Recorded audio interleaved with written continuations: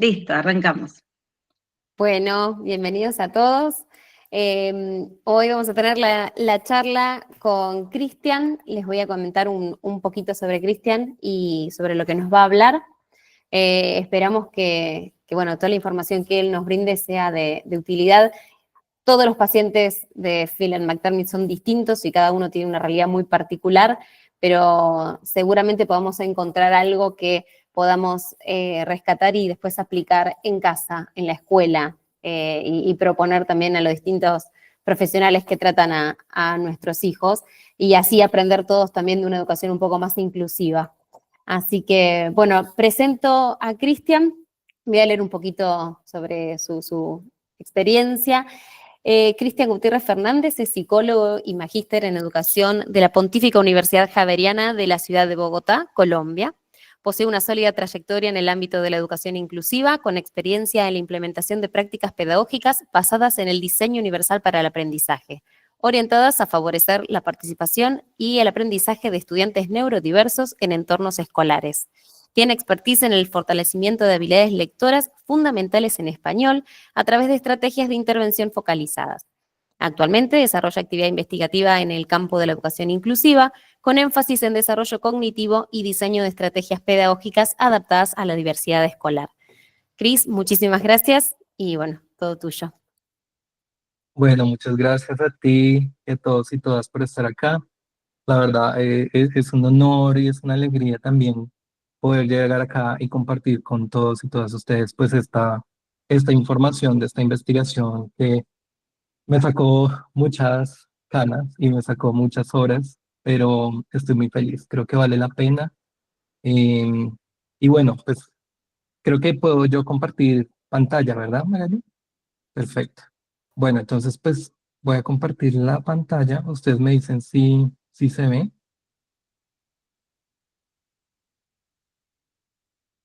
Ahí se está compartiendo la pantalla, ¿verdad?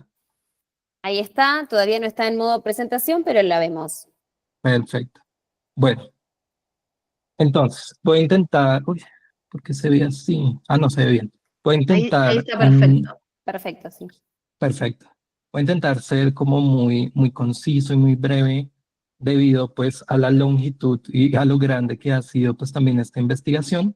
Em, para darles entonces pues inicio, pues esta investigación se tituló Explorando prácticas educativas inclusivas en un estudio de caso sobre el desarrollo de los procesos psicológicos superiores en un estudiante con el Phelan-McDermid.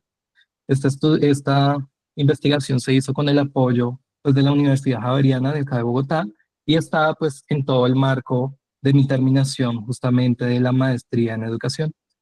Eh, Van a ver, pues bueno, ahí está el logo de ustedes, van a ver que todo es a través también de los pictogramas y la idea de hacer una presentación con pictogramas tiene todo un sentido. Vamos a pasar por este índice que es un poquito corto, una introducción muy corta, un contexto, una justificación también, digamos, del problema, digamos, de investigación, la pregunta de investigación y los objetivos que también guiaron para darles un poco de contexto a ustedes, como desde dónde me sitúo yo para poder hacer esta investigación. Vamos ya a entrar de lleno en el caso de Ilana Escobar, ¿cierto? Esta estudiante con Feline. Y Clara, vamos a hablar del análisis de esos resultados y las conclusiones que salieron.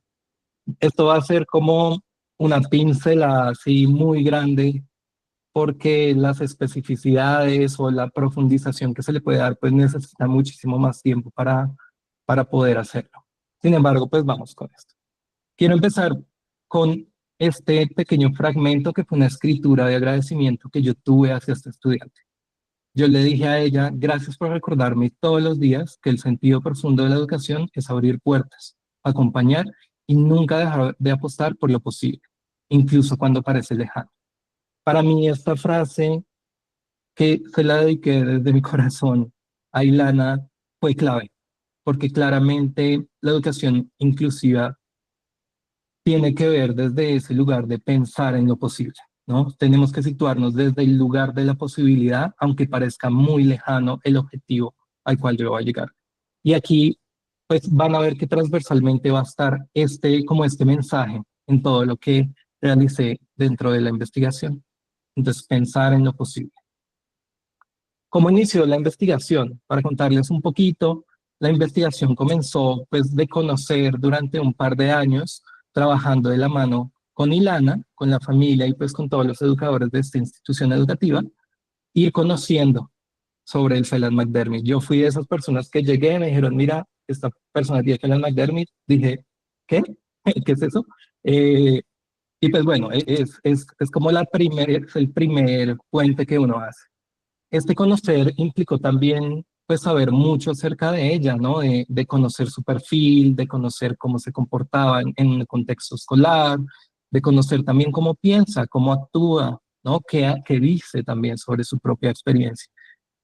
De aquí también empezó, pues porque mi figura fue ser asistente de apoyo intensivo, es decir, un docente de apoyo intensivo en esta institución educativa, y mi rol fue justamente todo este acompañamiento. Y empezó a generarme muchas preguntas acerca de mi propio rol, ¿no? Digamos, de cómo garantizar justamente una educación, digamos, de calidad que garantice todos los derechos a una estudiante con discapacidad. También el cariño. Esta estudiante es una estudiante queridísima, es una estudiante que de verdad es un amor de persona. Y en medio de esa relación docente-estudiante se crean vínculos muy fuertes. Un vínculo que creo que nació también desde el creer en la posibilidad. Y creo que eso es la base de todo. Una pregunta por lo posible, como les dije, pero también empecé a preguntarme como, bueno, en el marco de, digamos, de mi maestría, que fueron 2 años de investigación consecutivos, empecé a preguntarme como, bueno, Phelan McDermid, veo como todas estas características fenotípicas, todas estas barreras en el aprendizaje, ¿cómo se ve esto en la literatura? Claramente me di cuenta que hay una escasez en la literatura en cuanto a educación y Phelan McDermid. Puedo decir que no he encontrado todavía un artículo científico o una revisión que me permita a mí entender en otros contextos escolares, pues digamos, cómo se atienden las necesidades educativas de un estudiante con Phelan. Entonces, desde ahí parto también. Me hice un par de preguntas, porque les iré comentando ya más adelante acerca de Ilana, pero Ilana es una persona que tiene un lenguaje verbal bastante amplio. Y una de las preguntas que yo me hacía también con la madre de Ilana era por qué ella lograba adquirir tanto lenguaje en su componente expresivo y comprensivo, si la mayoría de personas diagnosticadas pues, con este síndrome no lo logran, ¿no? Eh, eh, Es un, es una primera pregunta muy general, ¿no? El Phelan McDermid es muy complejo y la parte genética también. Sin embargo, también me pongo a pensar en esta parte, como de lo que nosotros hacíamos en la institución educativa, habrá una relación directa frente a estas prácticas, frente a las terapias que ha, digamos, transcurrido durante tantos años y que de lo que hacemos realmente funciona, ¿no? Es como empecé justamente a hacerme estos cuestionamientos de como, bueno, ¿qué de todo lo que hacemos está funcionando? O sea, y es una pregunta por la parte sociocultural, y es qué papel juega la cultura en este desarrollo. Algo que para mí es clave y es claro desde una postura muy vigotskiana es entender que el aprendizaje se da con un otro, siempre con el signo, con todo ese entramado que nos da como la sociedad. Entonces, claro, ¿qué papel juega en esto en el desarrollo? Para mí eso fue clave y fue uno de los puntos más importantes, porque aquí es donde empiezo a plantearme las hipótesis también de mi trabajo de grado. Y Magali, discúlpame, no hablamos sobre el tema de las preguntas, no sé si... Sí, perdón, Cris, ya te voy a interrumpir. Em, Dijimos con Cristian que por ahí si alguien tiene alguna duda puede ir escribiéndolo en el chat, yo voy a ir tomando nota, entonces cuando Cris termine de exponer yo les voy a ir pasando las dudas, ¿sí? Y bueno, él podrá ir respondiendo si los puede responder a sus dudas, pero vayan escribiendo si quieren, si tienen dudas en el chat. Y si vemos que es algo que es muy, muy puntual con algo que está diciendo, por ahí, Cris, yo te interrumpo y te leo la pregunta, ¿sí? Perfecto, listo. Entonces, en el marco de esto, hay muchas preguntas y empieza también a ver este contexto, ¿no? Una investigación de maestría, 2 años de investigación sobre este caso, además de los años previos que estuve trabajando con ella y conociendo también su perfil, eh, centrado en la educación inclusiva, porque yo creo que la educación inclusiva, bueno, acá en Colombia ha venido avanzando a un nivel en donde ya tenemos un decreto, en donde este decreto 1421 pues nos da como esta posibilidad, pues no esta posibilidad, nos demanda incluso como atender a las necesidades educativas de estos estudiantes sin importar cuál sea la condición. Y esto es súper importante.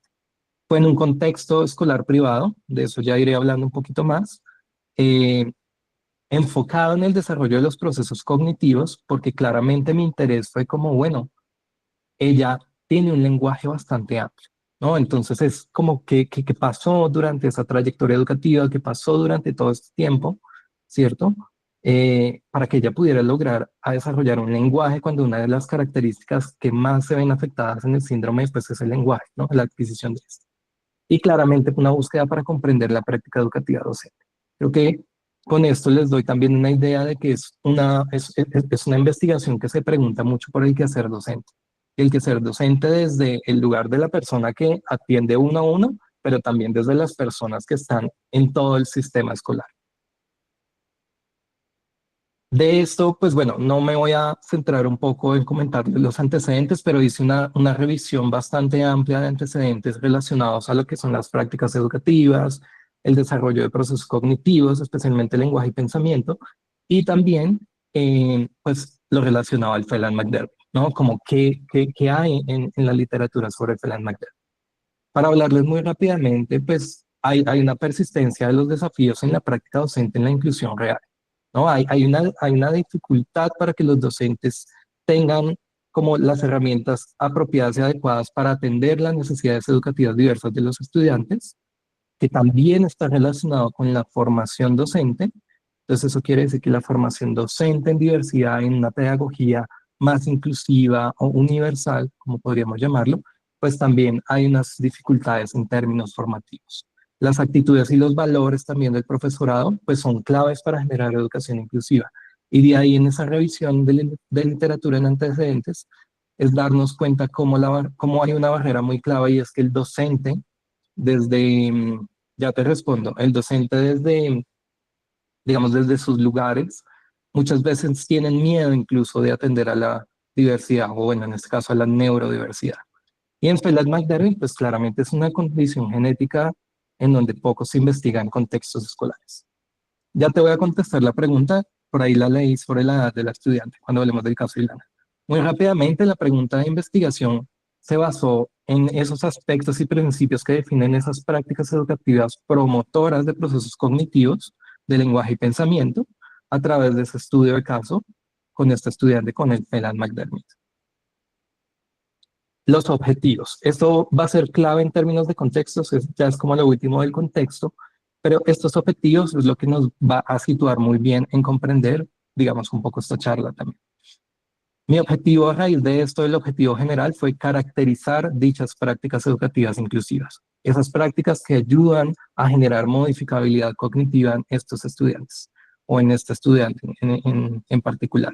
Esa caracterización es un poco entender cómo, bueno, qué es una práctica educativa inclusiva, cómo se ve, cómo se come, cómo se huele, ¿no? Como entender muy bien qué es una práctica educativa inclusiva en un contexto escolar. Para eso hago un análisis de dichas prácticas, ¿cierto? Para eso también empiezo a describir esos hitos importantes en la trayectoria educativa de esta estudiante, con el fin de también comprender cómo, bueno, qué ha pasado en esta trayectoria educativa y qué ha sido importante.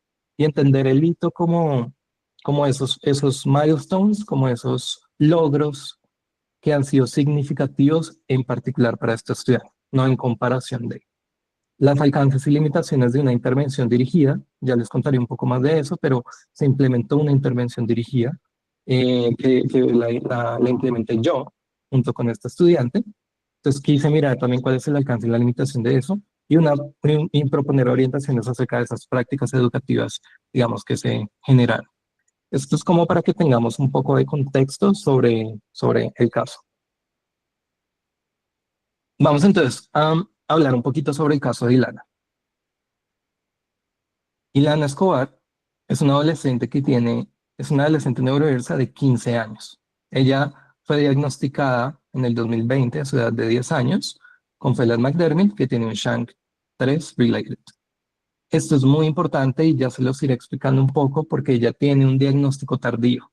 Entonces, muchas de las intervenciones que se generaron desde el año 0, del año 1, perdón, pues digamos, parten justamente desde ese desconocimiento, desde esa búsqueda también por comprender qué le pasó a Bailana en todo este tiempo. Ella pasó por múltiples diagnósticos. Ella vive en Bogotá, Colombia, estudia en una prestigiosa institución educativa privada, desde prekinder hasta a la actualidad. Al momento de la investigación cursaba el grado octavo. Ha estado acompañada por equipos terapéuticos por más de 10 años. Su sueño es la fotografía, es hermoso, y le encanta jugar en el parque, pintar, colorear, le encanta estar en su tableta la mayor parte del tiempo y le encanta escuchar cuentos. Eso es algo muy interesante, le encanta escucharlos, ¿no? Y pasar el tiempo viéndolos. Sobre signos y características, pues digamos, fenotípicas del síndrome, pues claramente vemos el retraso global en el desarrollo en todas sus áreas, una discapacidad intelectual bastante, pues que compromete bastante su parte cognitiva y ejecutiva. Tiene una marcada alteración del habla, pese a que ahorita vemos unos avances significativos, pues ha tenido esa marcada alteración y tenía ausencia del habla pues en tiempos atrás. Una hipotonía severa, una hipotonía en donde le afecta también incluso toda la parte articulatoria, y pues ella sí presenta algunas regresiones en torno al aprendizaje.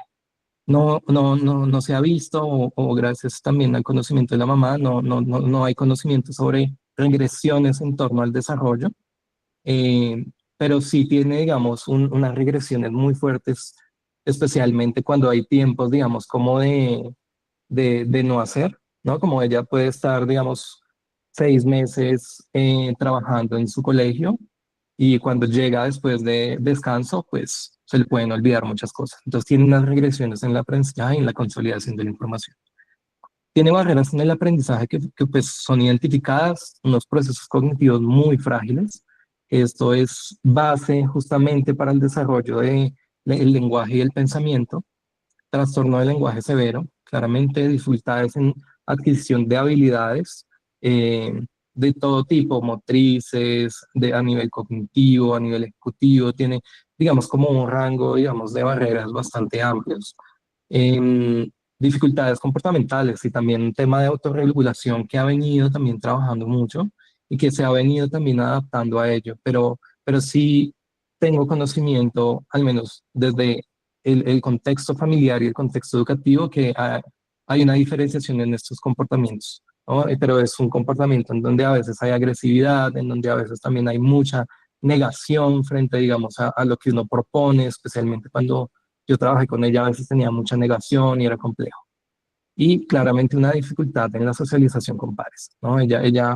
Pues bueno, no puse aquí el tema de los rasgos en el espectro autista, pero ella cabe también en eso y tuvo un diagnóstico sobre espectro autista en su tiempo.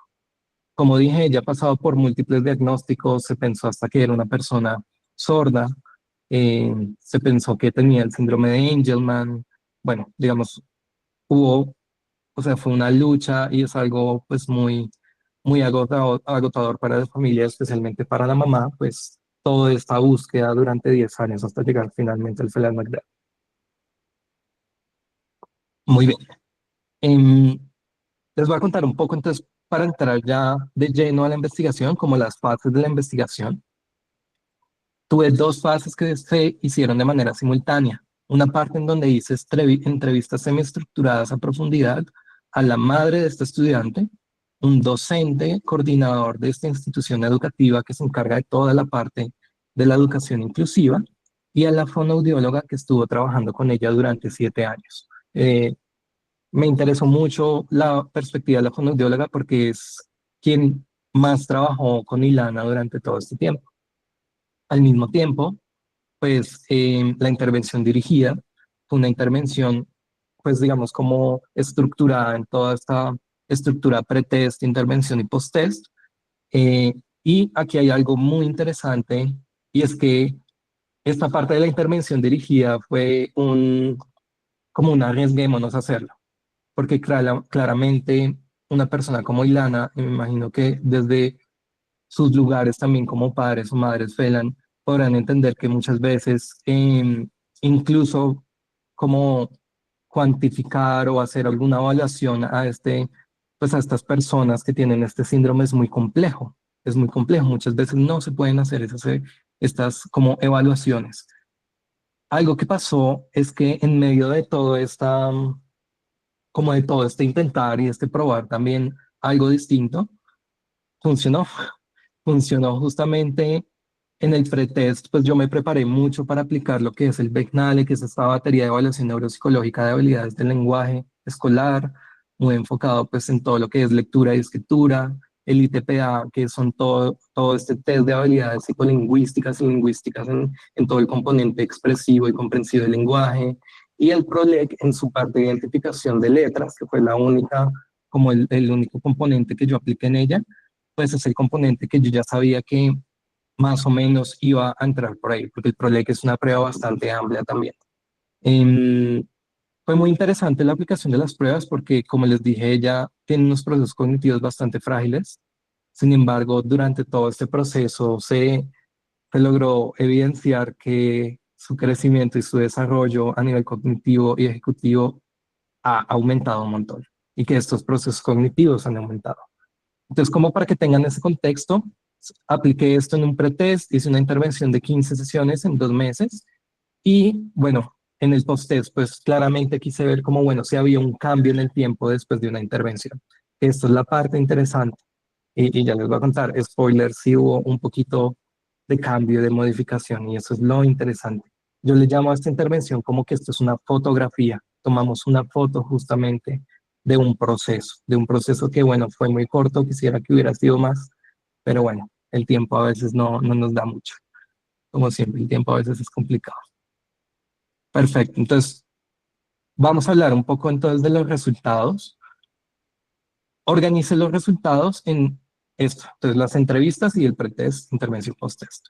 De las entrevistas, que es lo primero que vamos a hablar, vamos a centrarnos en estas 4 superfamilias o categorías que yo logré, digamos, configurar para poder organizar toda la información que me salía de estas entrevistas.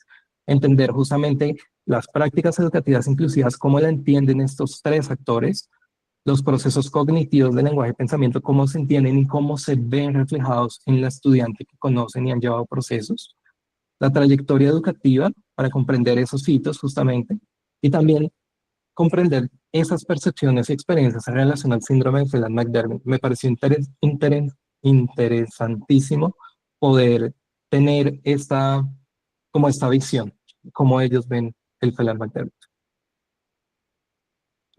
Bueno, entonces, de las entrevistas cualitativas, entonces, de los resultados que salieron en esta investigación es que las prácticas educativas inclusivas se entienden desde tener justamente estrategias pedagógicas claras. ¿Qué es una estrategia pedagógica? ¿No? Es un concepto muy amplio, pero es entender estos elementos que tengo acá. Que debe haber una red de trabajo colaborativa entre docentes, que tiene que haber una capacitación docente constante, ¿no? Esta parte de la capacitación y el trabajo colaborativo es clave, porque para los 3 factores entrevistados, pues claramente no hay digamos como que no hay una verdad absoluta cuando hacemos educación y más cuando atendemos a la discapacidad. Es un tema de ensayo-error, es un tema de comprender cómo, digamos, desde esa interdisciplinariedad nos apoyamos para poder atender estas necesidades.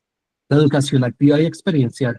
Creo que para una estudiante como Ilana, digamos, una estrategia pedagógica tradicional o, digamos, de quedarse en un puesto no tiene ningún sentido a nivel, digamos, de consolidación de conocimiento y aprendizaje, sino tiene que ver más con salir, de comprender que el escenario educativo es todo lo que hay, ¿no? El parque, la cancha, todo, la biblioteca, es comprender que la educación es movible, ¿no? El horizonte que nos permite esto es el DUA, el diseño universal para el aprendizaje. Y vamos a hablar un poquito más a detalle más adelante, pero este es el horizonte de la práctica de la estrategia pedagógica. Claramente las políticas, tanto digamos nacionales como sí, como el decreto 1421 que tenemos acá en Colombia, el marco político institucional que tienen en el PEI, pues las instituciones educativas es clave. Desde ahí también enmarcan cómo va a ser el enfoque. Y el enfoque pues integral desde la neuropsicología. Que haya una integralidad y que haya un solo enfoque. porque, digamos, la fonoaudióloga nos hablaba mucho, me hablaba mucho de que en ese intentar y ensayar se intentaron muchas cosas, pero a veces estaba muy aislado, como la intervención que se realizó. También es entender la práctica educativa desde la adaptación curricular. Efectivamente, esto es una institución que cuenta con una, digamos, con múltiples formas de establecer un currículo, desde un currículo ordinario, flexible, diverso, en donde pueda caber esta estudiar, en donde puedan haber objetivos de aprendizaje. Y esto, pues todas las instituciones educativas deben tener esto, ¿no? Posibilidades para que accedan a un currículo de los objetivos, independientemente si está habiendo objetivos de transición, de primaria, ¿cierto?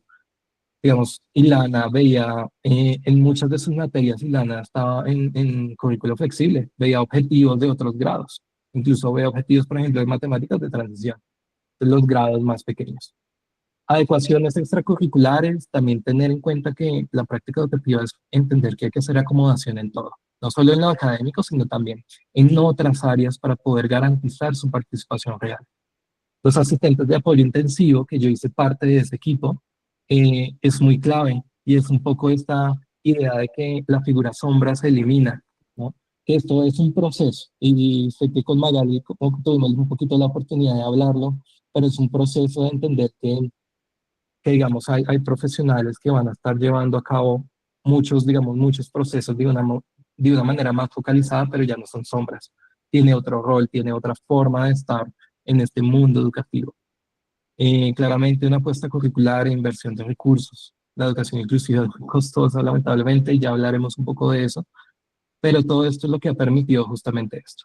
Y claramente la implementación de los ajustes razonables, pues en el aula, ¿no? A partir del plan individual de ajustes razonables. Todo esto hace parte justamente de entender que es una práctica inclusiva. Mi invitación con todo esto que les estoy contando es como que piensen también en esas instituciones educativas o si todavía no están en una institución educativa, como que piensen cómo les gustaría también ver estos elementos, porque todos estos elementos parten de un sistema.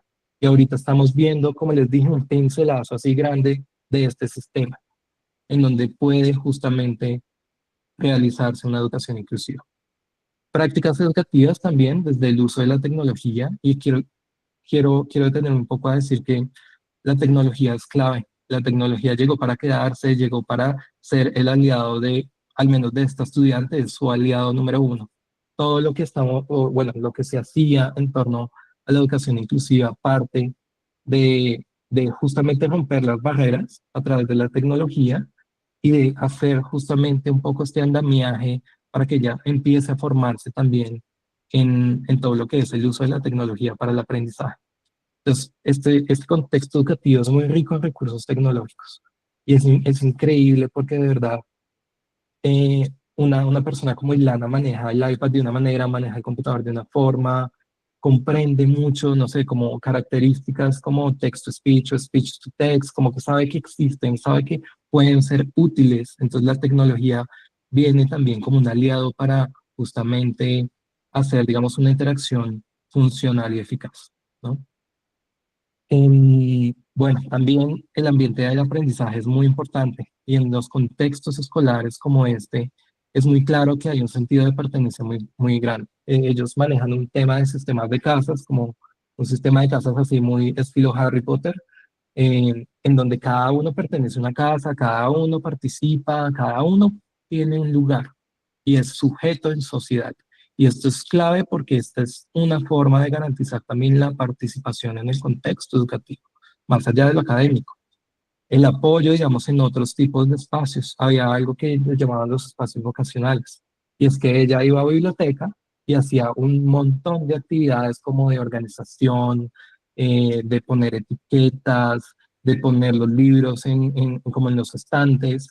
Y no era un proceso como para que ella se volviera bibliotecóloga, ni mucho menos, ¿no? Como una persona, sino para trabajar justamente en el desarrollo de esas habilidades que son funcionales y que van atadas justamente al perfil del estudiante. Entonces, todos los procesos cognitivos que están involucrados en esa actividad de empleo. Ambientes tecnológicos, como ya les dije, el docente tiene que ir más allá del aula también. El ambiente del aprendizaje es enriquecerse con todo el contexto escolar, en la medida de lo posible y en lo que el contexto, digamos, situado también lo permita. este contexto tiene una riqueza, digamos, absurda, y yo digo absurda porque también a nivel Colombia, pues hay unas brechas y unas diferencias también. Y bueno, pues también importante entender que el bienestar viene a ser, digamos, el punto clave justamente para generar un aprendizaje en esta estudiante. Muy bien. La formación docente, como les dije, es entender también que es importante que hayan docentes dedicados e involucrados, que estén altamente calificados, que tengan un desarrollo profesional y busquen justamente cómo ir aumentando en este desarrollo. Algo que decía muchos que una ventaja, que decía la fonoaudióloga muchos que la ventaja para la inclusión también es tener una formación en desarrollo humano, ¿no? Saber un poco las fases de cuando ven el lenguaje, de cuando no, qué pasa si no, como tener, digamos, un contexto, así sea como muy básico y general, pero que eso va a dar unas ventajas. Y claramente todo esto es una construcción colaborativa de conocimiento. La educación inclusiva implica colaboración, no implica un trabajo individualizado. Una institución como esta, claro, presenta retos. Y hay unos retos muy grandes, me imagino que muchos de ustedes se verán como conectados con los retos que ven aquí, como la ausencia organizacional, ¿no? Como la falta de formación sobre la universidad en docentes. Esto es algo muy nuevo y siento que es algo muy nuevo que hasta apenas, digamos, a nivel Colombia o a nivel capital, a nivel Bogotá, más que, bueno, pues se ha venido dando como esta pregunta, ¿no? Esta reflexión en torno, bueno, a una formación sobre neurodiversidad, una visibilización de las personas con neurodiversidad. En, También está todo el tema de la ausencia de espacios de socialización. Entonces hay pocos espacios para la socialización sobre la discapacidad con los docentes. Y esto tiene que ver justamente con los desafíos en tiempos reducidos en la planeación y todo en la planeación de clases y de recursos debido a la alta demanda. Eh, digamos, no hay duda para ningún docente que siempre estamos corriendo, que siempre hay muy poco tiempo para la planeación, pero digamos, para poder atender a veces a la neurodiversidad necesitamos tiempo de formación, necesitamos tiempo para poder generar recursos y generar toda esta organización. Una necesidad también de este enfoque, pues digamos, integrar la intervención. Como les dije, nadie tiene la verdad absoluta, así como lo dice. Todos nos equivocamos, todos también partimos desde ese ensayo del error. Pero digamos, desde ahí es donde se plantea justamente cómo ir más allá, digamos, del reto, ¿no? Cómo solucionar estos retos que se nos presentan. Bueno, las barreras sociales en la discapacidad y las dificultades en la adaptación de salidas pedagógicas es clave. Eh, o sea, una estudiante como Ilana, muchas veces las salidas pedagógicas con sus otros compañeros ya empezaba a haber una brecha mucho más difícil por el tipo de actividad, por el tema de la hipotonía severa, ¿no? Como que ahí empiezan a haber unos retos que igual hay que ir como haciéndose esa pregunta. Para hablar un poco ya sobre esos procesos cognitivos relacionados al lenguaje del pensamiento, aquí hay como como quise ponerlo así como en cómo ella empezó desde una expresión del lenguaje verbal muy limitada, ¿no? Una expresión en donde solo decía una o dos palabras o daba solo una respuesta súper monosilábica, en, en donde a través, digamos, de todo este apoyo terapéutico se está dando cuenta que había algo en su parte cognitiva, había un desarrollo justamente atrasado en el lenguaje. Y como poco a poco en toda esta intervención y durante todos estos años, pues los procesos y los progresos en el lenguaje expresivo y comprensivo se fueron dando, ¿no? Aquí, digamos, hay unos ejemplos de la gallina, ¿no? Antes decía ina, después decía yallina, ¿no? Cuando empiezan justamente a repetir sílabas, cuando en frases simples, digamos, hay mucho, digamos, de trayectoria en donde ella empezó justamente a realizar lo que haría una persona, digamos, como común, ¿cierto? Que no es neurodiversa, una persona neurotípica. Eh, Solo que ella, digamos, está, digamos, en otros tiempos. Su desarrollo es bajo otros tiempos. Hoy día, pues vemos una expansión muy clara en el repertorio oral, hace frases estructuradas, complejas, incluso hace muchas inferencias, y esto es interesante, pero especialmente el desarrollo de la lectoescritura. Está en la parte inicial, sin embargo, esto es un hito y ya es un spoiler lo que les estoy diciendo, pero es un hito muy importante y es como está haciendo todo este proceso de la lectoescritura. Pero hay algo muy clave y es que la exposición de la estimulación sistemática a lo largo de todo este tiempo ha sido, digamos, como ese punto clave.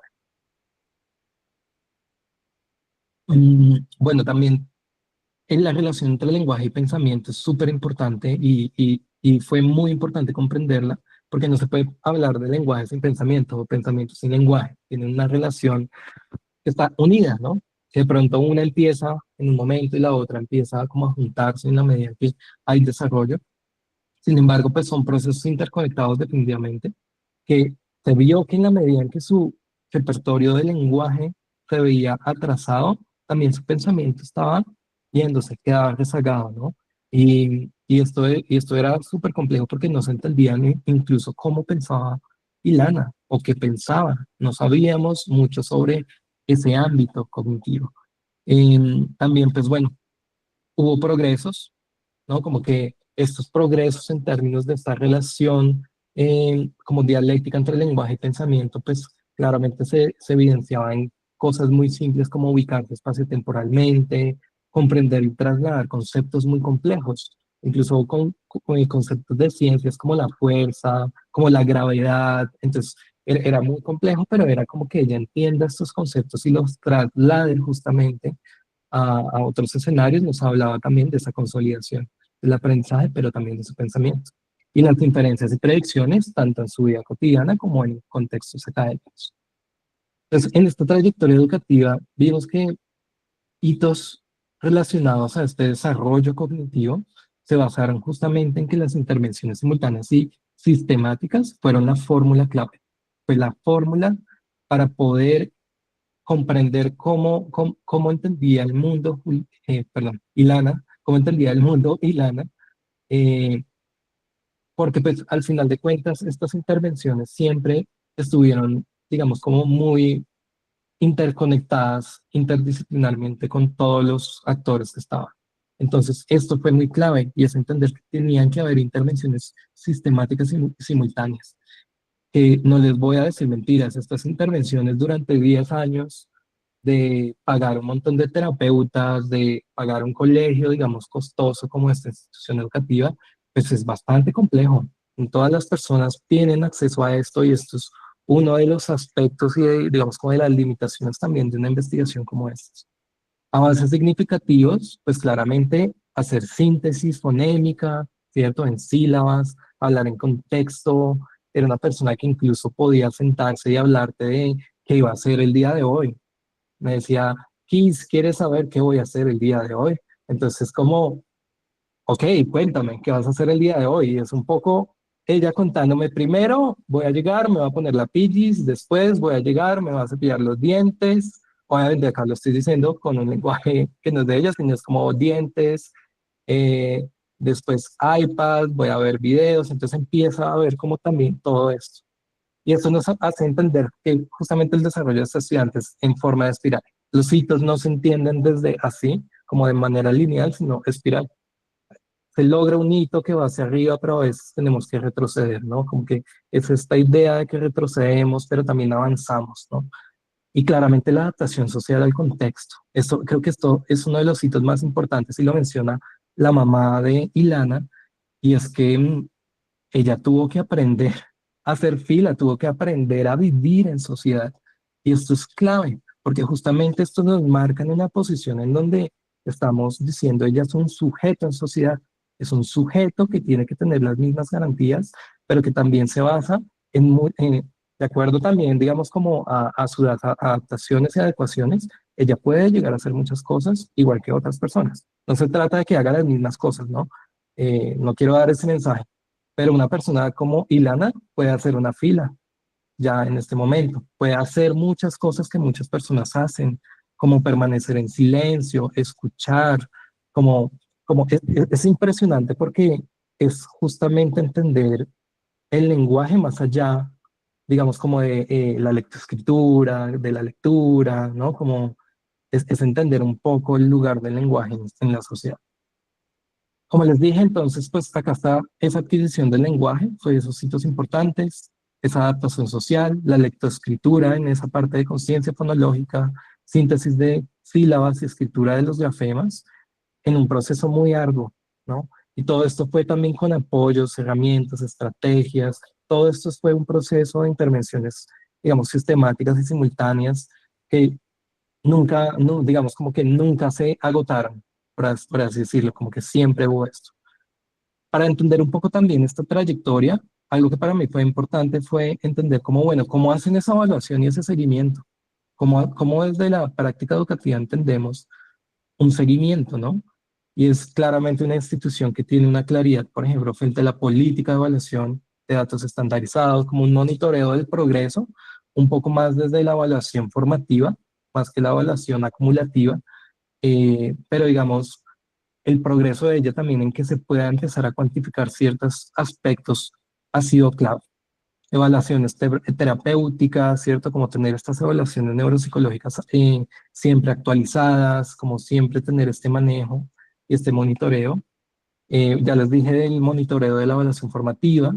Y bueno, también se encontraba un poco como hay una dificultad a veces en el registro, y es que tener un registro y monitoreo en los logros también es una actividad muy demandante y en un contexto educativo con tantas demandas para, digamos, un equipo docente, digamos, en este caso esta institución tiene un equipo docente muy grande, pues incluso eso es un reto para esta institución educativa. Si tienen alguna duda, pueden ponerlas ahí en el chat, eh, como para que estemos ahí. No sé si ahí me estoy escuchando, siento que perdí conexión. Se te oye bien. Sí, bueno. Ay, Pau, hola. ¿Cómo estás, Pau? Qué gusto verte.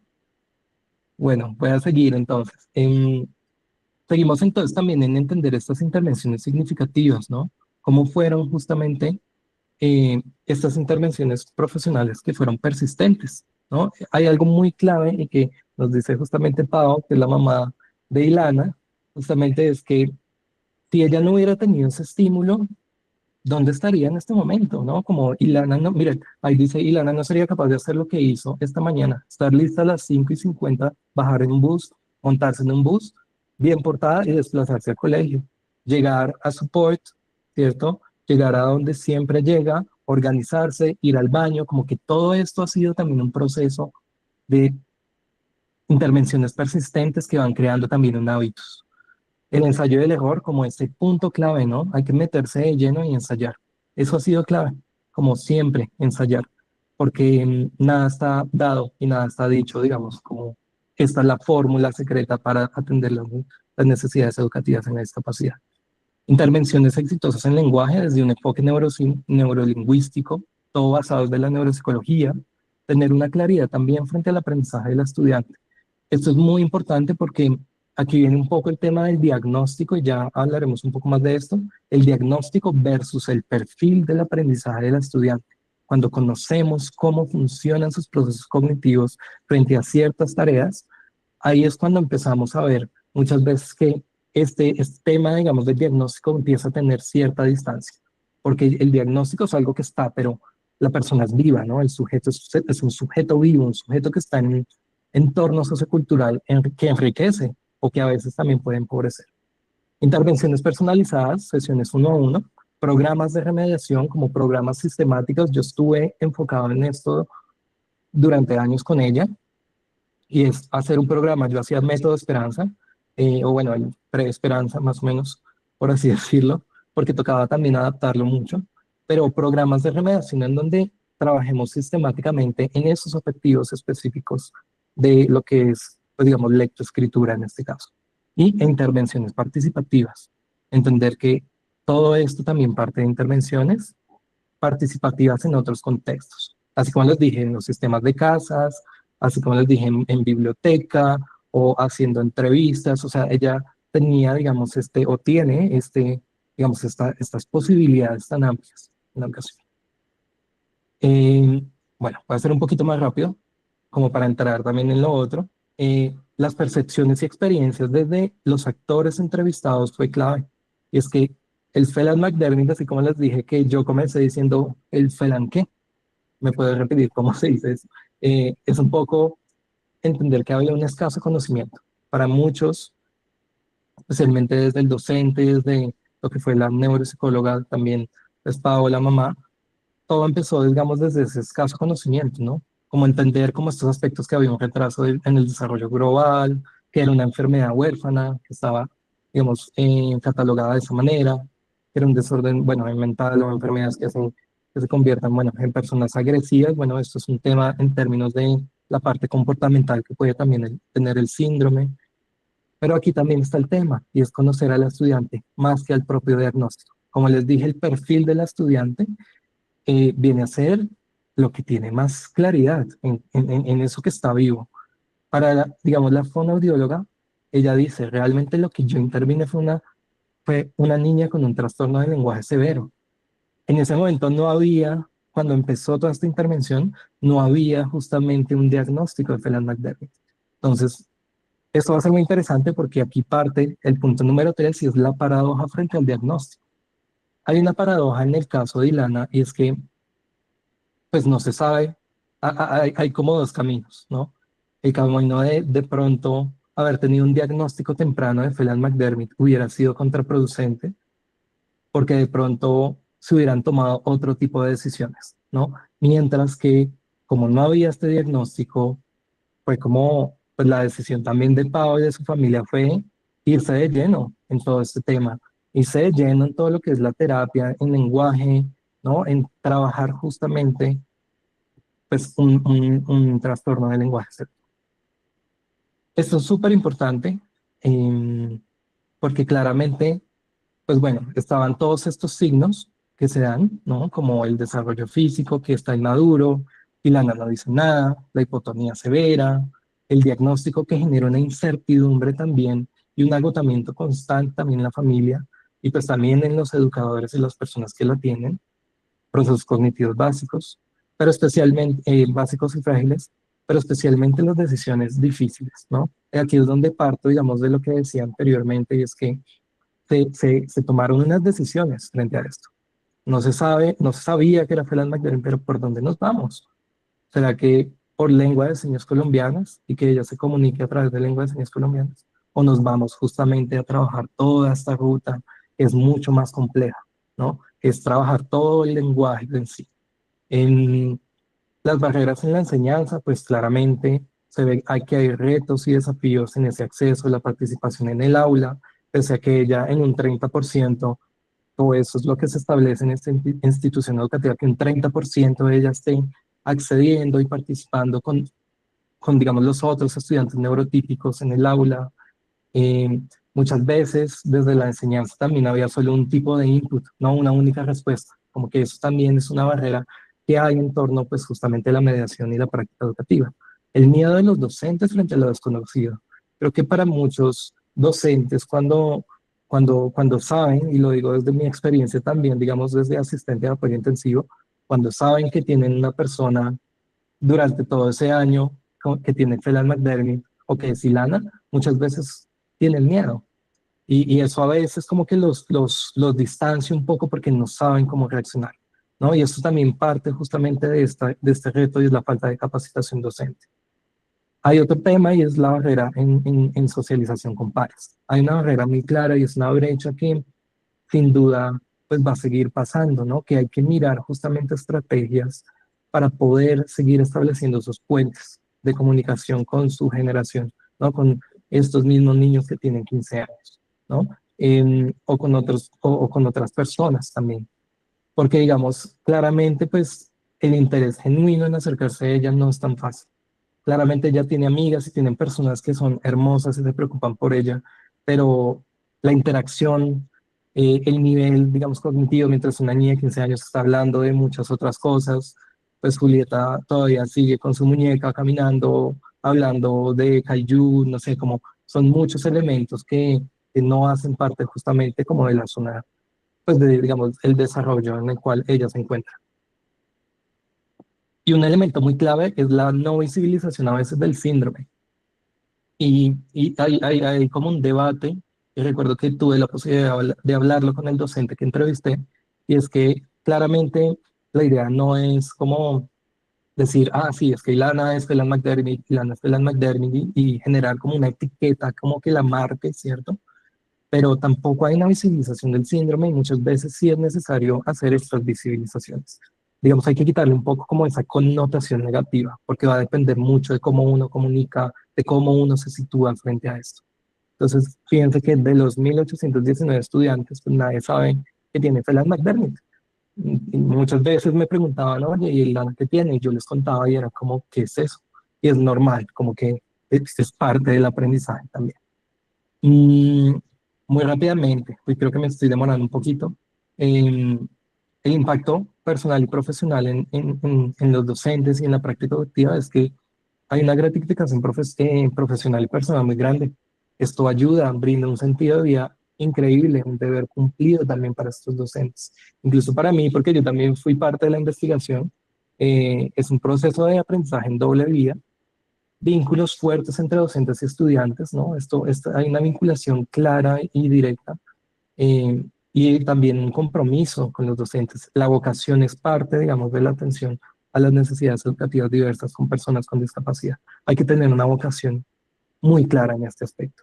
Y algo muy importante es que humaniza la enseñanza en la práctica docente, que esto lo dijo Pau, y lo voy a citar, y es que dediqué mucho valor a la inteligencia de una forma diferente, ¿no? A valorar la inteligencia de una forma diferente. Y bueno, dije muchas estupideces, entonces como docente le di unas gafas a la humanidad diferente. Y eso es verdad, porque esto nos permite también tener unas gafas, una visión completamente distinta sobre lo que es el desarrollo, sobre lo que es el éxito, sobre muchos aspectos que están en nuestras creencias. La red de apoyo y los recursos fueron claves, como les dije, el trabajo colaborativo entre docentes, ese compromiso, el apoyo de la institución educativa, que fue de las pocas instituciones educativas que dijo, ok, vamos a aceptar a este estudiante, vamos a aceptar este reto, que también es un reto bastante complejo. Docentes como red de apoyo, para el estudiante, los docentes son su red de apoyo más clave, ¿no? Los docentes de esta institución educativa. Una abundancia de recursos educativos y financieros y profesionales también. Como les dije, aquí hay un tema también de una brecha que podremos reflexionar después un poquito más allá de esto, pero no todos los contextos escolares tienen una abundancia de recursos de infraestructura, de profesionales, de todo, ¿no? Incluso la política. Y el apoyo familiar. Claramente Pau ha sido, como yo digo, Pau es la experta en todo este tema. Ella conoce muy bien pues a su hija y conoce muy bien también los procesos educativos que se han llevado. Bueno, el abuelo, como que hay toda una estructura familiar que también hace parte de este proceso. Importante, y es que todo esto nos lleva a pensar también, a pensar en lo posible, como les dije, como estas expectativas y estas metas, ¿no? Como esa configuración de espacios, ¿no? A nivel futuro, como hay que pensar en la independencia de ella, pese a que no va a ser completamente independiente, como, no sé, muchas personas con discapacidad podrían llegar a hacerlo. Ella tiene que tener un tiempo para que ella pueda reconocerse así como un sujeto en sociedad, como les dije, como un sujeto independiente en donde también hace sus cosas, ¿no? La escolarización, que haya consistencia, que siga, digamos, el desarrollo de toda esta parte de la lectoescritura funcional con tecnología, la socialización y el lenguaje funcional, que haya un lenguaje y una comunicación eficiente. Y las preocupaciones al futuro, pues hay mucho pues, incertidumbre desde el miedo, la ansiedad, ¿no? La protección y el bienestar de estudiantes como Ilana es muy importante, y especialmente desde el ámbito familiar, ¿no? Como que esté muy bien protegida. Y pues la necesidad de un apoyo continuo. Voy a pasar un poquito más rápido. Bueno, siento que he hablado mucho de esta parte. Es un poco, pienso que ahorita, como les dije, estoy dando una pincelada muy grande frente a todo lo que se podría hablar en torno a la práctica educativa. Voy a seguir a hablar sobre la intervención educativa pues, que yo realicé en esa fase pretest y post-test. Como les dije, pues apliqué estas baterías de lenguaje que ya les mostré anteriormente, y en estas pues se vieron estos resultados que son muy interesantes. Esta es la prueba de el test de Illinois de aptitudes psicolingüísticas. En esta prueba pues hay, digamos, todas las habilidades que son necesarias para desarrollar un lenguaje en el componente expresivo y comprensivo. Fue muy interesante aplicar esto porque, como les dije, respondió muy bien al pretest y al post-test. Y claro, yo tuve que hacer muchas adaptaciones y saber cuándo podía yo aplicar, digamos, como todo este pretest y este post-test, porque claramente y Lana, como cualquier otra persona, o sea, hoy se levantó súper difícil y no te quiere trabajar. Entonces, todo esto fue un reto, toda esta aplicación, pero se logró. Vemos entonces aquí unos avances, especialmente todo lo que es esa comprensión auditiva, esa comprensión visual, la asociación auditiva, integración visual y expresión verbal. Todas estas habilidades son habilidades que están en desarrollo. Hay habilidades que se dan cuenta, como todo lo que es la memoria secuencial, tanto visomotora y auditiva, que son parte justamente de ese perfil y esas barreras que ella tiene en torno al aprendizaje. Em, yo quiero mostrarles esta gráfica, pues más allá de adentrarme y como explicar cada uno de estos componentes, digo, de estas habilidades, em, es como que vean un poco que hay una curva en el aprendizaje. Y esto permitió entender que justamente de esa diferencia del pretest al posttest hubo un aprendizaje. Esa fotografía nos muestra eso. Aquí, digamos, también hubo algo muy interesante de esta prueba estandarizada, y por eso también la escogí, y es que nos permiten comprender un poco la edad psicolingüística en donde podemos ubicarla. No para compararla, digamos, con los baremos y con la media que representa, digamos, como en toda esta estructura, la batería estandarizada, sino también es más como para entender ella cómo avanza, ella en dónde está, ¿no? Vemos que en estas habilidades que les mencioné anteriormente ella ha avanzado, ¿no? Por ejemplo, la comprensión auditiva, que es de esos componentes más fuertes, pasó de 5 años, 10 meses a 6 años y 3 meses. Entonces aquí esto nos muestra justamente que ella tiene crecimiento de una manera distinta a su ritmo y gracias también a toda esta intervención. Se me olvidó decir algo muy importante, como, como un paréntesis, es que en el momento en que se hizo esta investigación, pues no se estaba haciendo más intervenciones en términos de lenguaje, ¿no? Como que no había una persona externa, sino yo estando, digamos, trabajando de manera sistemática con ella. Entonces, en la puntuación directa, vemos justamente que ella tiene este aumento. Para mí es un aumento y es un logro significativo. Claramente, estadísticamente no se puede hablar de significancia, pero en términos de su propio desarrollo, sí se puede hacer, ¿no? Ahí está, Ilana, hermosa. Muy bien. En cuanto a la prueba Vignale, que se centra un poco más en todo lo que es la parte de lectura y escritura, vemos que está ya muy, o sea, es una prueba que tiene unos componentes en donde ella sí como que logra hacer, ¿no? Como toda la parte de la percepción y discriminación auditiva, la memoria lógica inmediata, como que son componentes que logró tener un avance, pero en la mayoría, digamos, no se logra. Y no se logra justamente porque estamos viendo que ella no está en esa parte, no está en su zona de desarrollo próximo todavía, todo este desarrollo. Em, pero es interesante tener esta visión y poder justamente empezar a entender también con números dónde está. A pesar de todo, tuvo un aumento en la puntuación directa y eso es algo importante. No quedó igual o no bajó, sino hubo un aumento. Y claramente en lo que es el PROLEC, pues hubo muchísimo más, mucho más avance, porque es algo que ella ya ha venido trabajando, la identificación de lo que son los fonemas, los grafemas, ¿cierto? De letras y sonidos, todo esto ya lo ha venido trabajando. Hizo una identificación de 12 y pasó a unos 17 de 20. Entonces esto fue súper interesante y esto también fue algo que yo trabajé muy consecutivamente también en esta intervención.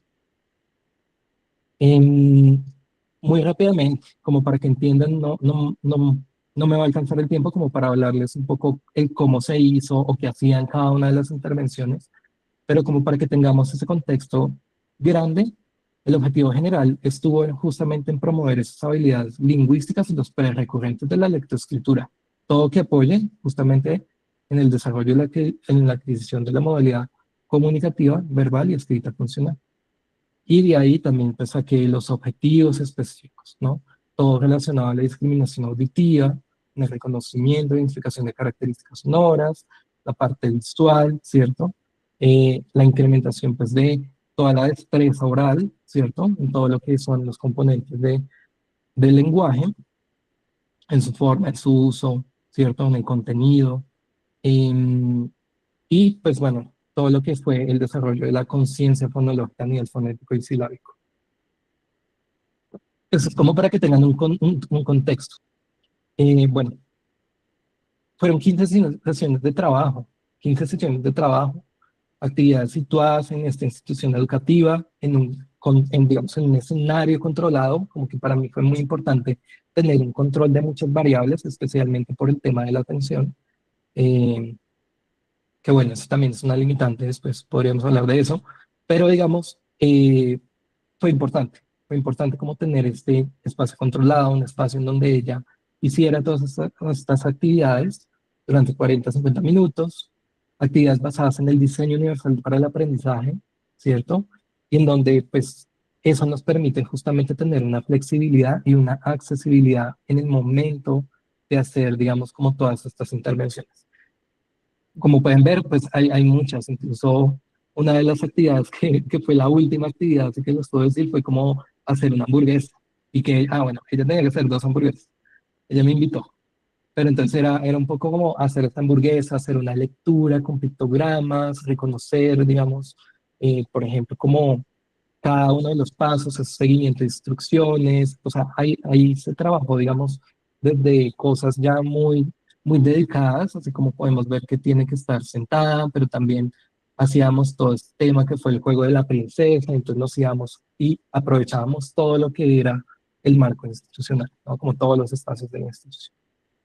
En esto sobre la práctica educativa inclusiva, es importante que la mediación constante es clave. Y aquí hablo de la mediación educativa desde una teoría que es la teoría de la modificabilidad cognitiva o el aprendizaje mediado de Ruben Feuerstein. Y es importante porque nos habla justamente de cómo es importante que un docente sepa cómo mediar un proceso educativo. Quisiera poder hablar más de esto, pero nos tomaría mucho más tiempo, pero fue claramente clave saber cuándo hago esa exposición directa del estímulo, cuándo la medio, ¿no? Como esto fue clave, la mediación. El uso de apoyos visuales, ¿cierto? La incorporación de rutinas estructuradas son claves para este tipo de estudiantes con este perfil. Todo lo que es la rutina estructurada, así como la agenda visual que pudieron ver anteriormente, todo eso fue clave para la intervención. Todo pensado en el estudiante, en el perfil del estudiante, diversificando tareas y entendiendo justamente el DUA, ¿no? Cuando proporciona esas múltiples formas de involucramiento, de representación, de acción y expresión, ¿no? Y el diseño, pues todo gracias a Arasak. Para mí Arasak es como el Jesús, como, no sé, es muy clave el uso de los pictogramas en estos casos. Bueno, ahí está. No, no puse por temas de el tema de la confidencialidad, pero ahí está en su actividad, ¿no? Es una foto en donde ella está justamente en hagamos la hamburguesa, ¿no? En donde justamente ella incluso hace todo este chequeo, ¿no? Todo este chequeo de todo el proceso que ella ya va llevando en este proceso de mediación. Y en donde ella también tiene un rol protagónico, porque al final de cuentas desde el DUA yo me enfoqué en esto que nos habla de el aprendiz experto. Y es muy importante que tengan un rol protagónico, un rol que tenga sentido en la experiencia subjetiva. Hubo un genuino interés para ella y eso fue clave. Yo salí muy feliz de esta experiencia, pese a que siento que después del post-test, Ilana me habrá odiado unas 3 semanas o un mes porque era demasiado trabajo. Fue un trabajo muy arduo y yo en verdad aplaudí, se lo aplaudí bastante porque fue muy arduo.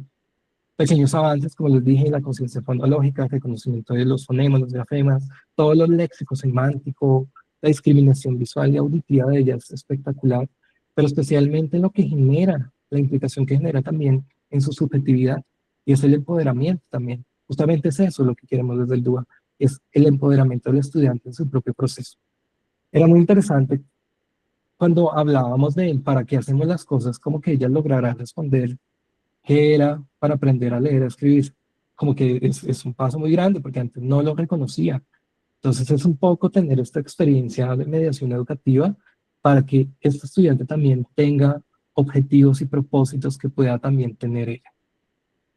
Los resultados, como les dije, fue especialmente todo lo que fue el fortalecimiento de la conciencia fonológica, el involucramiento y la afectividad y todos los avances en estos componentes de la forma, contenido y el uso. No me voy a intentar avanzar un poquito más porque siento que me estoy atrasando en el tiempo. hubo unas limitaciones, la logística institucional, muchas veces también los eventos y las cosas que pasan, digamos, en una institución educativa, pues son pues un reto, ¿no? El perfil de la estudiante también, la baja estamina, desde todo esto también de entender al estudiante. A veces había desmotivación frente a la frustración, ¿no? Cuando se ve enfrentada a una tarea y eso es importante, ese trabajo constante ahí. La regulación emocional, los cambios repentinos de la conducta, el hambre, creo que es uno de los factores más, que más la afectan, definitivamente siempre tiene hambre, y bueno, la atención frágil, ¿no? Eh, bueno, también pueden haber situaciones externas, familiares, que generan también algunas, digamos, unos cambios en el comportamiento. Orientaciones muy rápidamente, como para pasar a las conclusiones y dar paso un poco como para que hablemos. Es muy clave digamos, fomentar la comunicación aumentativa y alternativa. O sea, la SAC y lamentablemente durante este proceso de intervención no alcancé a hacerlo, pero en lo último que yo estuve con ella, utilizábamos mucho la lengua de señas colombianas para consolidar muchos conceptos, incluso en todo lo que es toda la parte de la identificación de grafemas, fonemas, de las diferenciaciones, bueno, todo esto, el uso de la comunicación aumentativa alternativa es clave.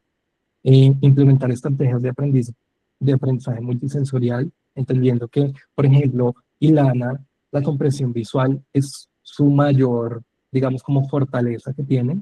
Entonces, cómo también a través de eso nos enganchamos para generar actividades educativas que puedan basarse desde ese lugar en promover interacciones socioemocionales que son claves, ¿no? O sea, definitivamente lo que decía el docente, eh, tiene que haber bienestar, tiene que haber esta interacción socioemocional, esta relación para que haya educación. Si no, no se logra. Y esto se lograba desde la interacción uno a uno, pero también desde el ambiente de esta institución educativa. Eso es algo clave. Implementar aprendizajes basados en proyectos, entender que también hay formas distintas de hacer educación, ¿cierto? Que pueden ser a partir de proyectos educativos y la tecnología educativa y adaptativa. Esto como muy ampliamente, bueno, en términos de orientación, orientaciones para todo el fomento del lenguaje en sus componentes, pues hacer actividades que tengan que ver con articulación, todo lo que es la construcción de oraciones, ¿no? Toda la parte, digamos, de la forma como tal, para justamente tener diversas formas de estructurar también, digamos, el lenguaje, ¿no? El contenido en términos de la aplicación de vocabularios, significados, narraciones de historias, algo que ella amaba y que ama mucho es el tema de las historias, ¿no? Las historias es el lugar clave para poder generar aprendizaje.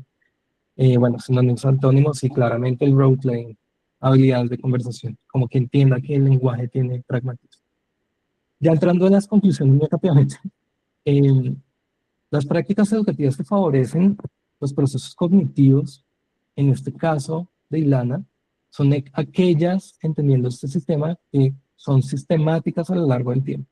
Tienen que ser sistemáticas a lo largo del tiempo.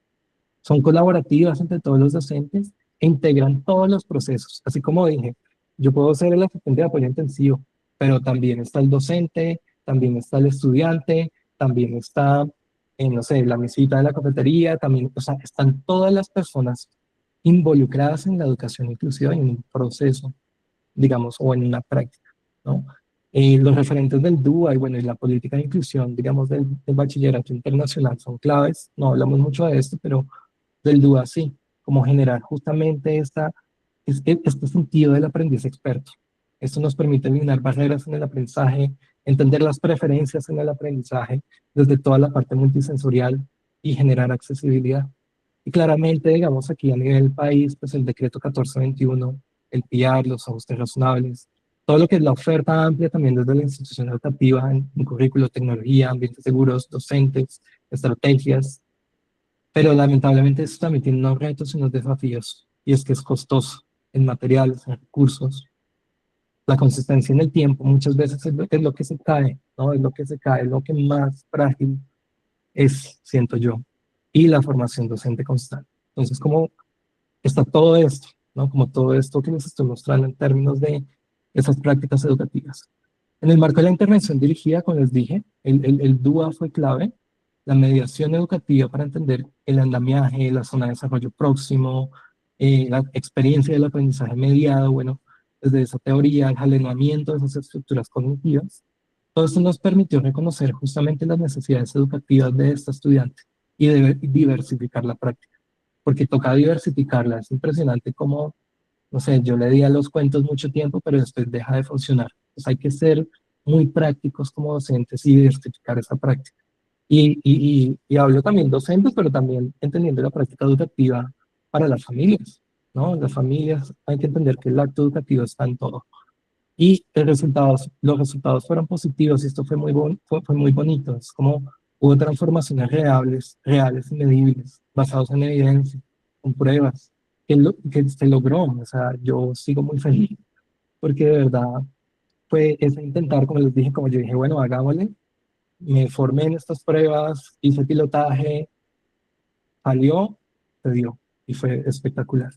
Y claramente vemos un estudiante que va cambiando en su subjetividad, que va entendiendo también su lugar en el mundo. Y esto es importante porque para mí la educación inclusiva es un camino posible, es un camino complejo, pero es un vehículo justamente para esa construcción de escenarios de justicia social. Y para mí eso fue como de esas reflexiones finales, porque lo que hacemos en la educación inclusiva es justicia social también, es un reconocimiento histórico de las personas con discapacidad. Bueno, limitaciones que podemos ver como cambios en cronograma por eventos, situaciones externas, datos emergentes que también, como les dije, no pude como abarcar todo por tiempo también en la investigación, en el marco de la maestría. Las implicaciones en términos también es un aporte en la indagación de aspectos educativos relacionados a Felix McDerry. Y siempre se lo dije a Pau, y es como mi intención en esta, digamos, en el marco de mi maestría fue hacer un trabajo de grado que tuviera sentido, que realmente tenga un sentido para una comunidad, que tenga un sentido para ella misma también. Y un aporte en la literatura relacionada con la educación inclusiva acá en Colombia, una motivación también para otros expertos en esta exploración de las prácticas inclusivas y esa reflexión social. Aquí hay muchas cosas que podemos hablar en torno a esa reflexión social. Más allá de hablar digamos, sobre si se conoce 17 de 20 eh, letras, pues es un poco pensar, un poco como que implica el lenguaje a nivel social, que implica el lenguaje a nivel familiar, que implica el lenguaje también en términos de protección para este estudiante. Y las recomendaciones, pues para mí es seguir investigando personas con problemas del mismo campo educativo, definitivamente. Es un campo interesante para mí fue un síndrome y una experiencia que me cambió la vida. O sea, definitivamente soy otra persona. Y bueno, todo esto tiene un cambio a nivel personal, emocional, familiar, como todos estos tienes unas implicaciones. Y pues sería chévere realizar estudios longitudinales, como entender, digamos, qué pasa, ¿no? Como en el caso de Ilana, listo, se hizo esta fotografía, ¿qué pasa después? ¿No? Eso sería muy interesante para muchos casos de estudios de casos. Bueno, yo creo que con esto duré un montón. Bueno, ahí está, por si quieren. Está como el link, el vínculo en donde encuentran como todo el trabajo de grado ya subido, lo subo hoy. Nada, pues gracias. Quiero como escuchar las preguntas, escuchar sus comentarios, críticas, lo que ustedes deseen, como para mí es importante escucharlos, escucharlos. Bueno, primero, muchísimas gracias, Cris. Bienvenida, Paola. Muchas gracias por estar. No sé si vos querés agregar algo, Paola. Hola, buenas noches para todos. Qué lástima que no me pude unir antes, al igual que Cris, soy docente y las agendas de los docentes y nuestras sesiones no dan abasto. Entonces no tuve la oportunidad de oír todo. Me hubiera encantado y sé que va a estar en YouTube Live, entonces va a ser sin duda un recurso increíble para todos. Pero lo viví, la verdad lo viví y el impacto de un educador como él en un proceso donde hay tan poca información, tan poca literatura médica, ni hablar de la poca literatura académica, de cómo se debe abordar, y no solamente el reto que tenemos los padres, sino además los docentes, es inmensa porque todos nuestros hijos están en un lugar distinto y hay mucho por aprender. Hay algo que quedó resonando en mí. No me quiero quedar como, que digo muchas cosas, pero quiero quedarme en esto especialmente, Cristian, y es que da mucho miedo como docente poder medírsele, como decimos los colombianos, a un reto como estos. No sé si desde mis ojos de docente fue más fácil empatizar esa situación porque yo también a veces tengo miedo con mis alumnos y solo en ese momento entiende uno que cuando yo estoy en los grupos de Fellow McDermott en Facebook, que hay un grupo, una comunidad muy grande, especialmente en Estados Unidos, veo como la frustración que genera en las familias esa no querer del profesor hacer, esa ineptitud del docente, y solo cuando se viven los zapatos del día a día en la educación de unos retos tan grandes como estos, es cuando logro pararme en ese lugar y solamente dar gracias por el intento de cada una de las personas que llega con las mejores intenciones para tratar de dar lo mejor. Y ahí era donde se quedaba siempre mi discurso con los docentes. Pasa que Cristian va mucho más allá, ¿saben? Como que Cristian se montó en un cohete y hizo lo que nunca imaginé, pero en el camino con Julieta para llegar, y Lana, para llegar hasta donde teníamos que llegar, era que esos pequeños aportes de cada uno de los docentes que se encontró con ella en el camino marcó la diferencia para que ella esté en el lugar donde está. Y con lo otro que me quiero quedar, y no me quiero extender porque esto no es sobre mí, sino sobre la investigación de Cristian, es que yo lo repetí muchas veces y doy gracias por haberme enterado del diagnóstico de ella a los 10 años, porque hubo tanta frustración en el camino. O sea, la que está gritando ahora es ella, y ella empezó a hablar a los 7 años, 9 años, era muda, literal, no se le entendía ni una sola palabra. Si yo tal vez me hubiera enterado de su diagnóstico con el nombre y apellido que tiene y hubiera ido a la poca lectura que hay, donde dicen que el 85% de las personas que tienen Phelan-McDermid se llama como el síndrome mudo, tal vez yo en esos momentos no hubiera hecho una inversión económica tan grande como fue llevar las terapias casi a diario de lenguaje, que mis papás me ayudaron un montón, sino que tal vez hubiera decidido un lenguaje de señas o, ¿saben? Como que hubiera pensado que el mejor camino era el otro. No sé, uno nunca sabe cuál es el mejor camino, pero cuando ya ella era verbal a los 10 años, en ese momento me llega el mensaje y el único miedo que yo tenía siendo mamá de ella era que ella algún día quisiera decirme algo y yo no sé qué es lo que tiene, y es lo que leo en los grupos de Facebook, y es como mi hijo se está retorciendo, mandar el video y decir no sé qué le pasa, no sé qué le duele, no sé, ¿saben?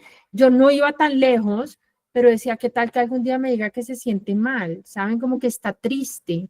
¿Cómo hago para saber? Y lo más importante para mí en ese momento, que fue lo que siempre busqué, era que pudiera expresarse verbalmente. Julieta no sabe leer y escribir, se ha hecho un trabajo inmenso, pero es eso. Yo creo que seguir la intuición y encontrarnos con docentes que están dispuestos a dar lo mejor ya es una diferencia muy grande.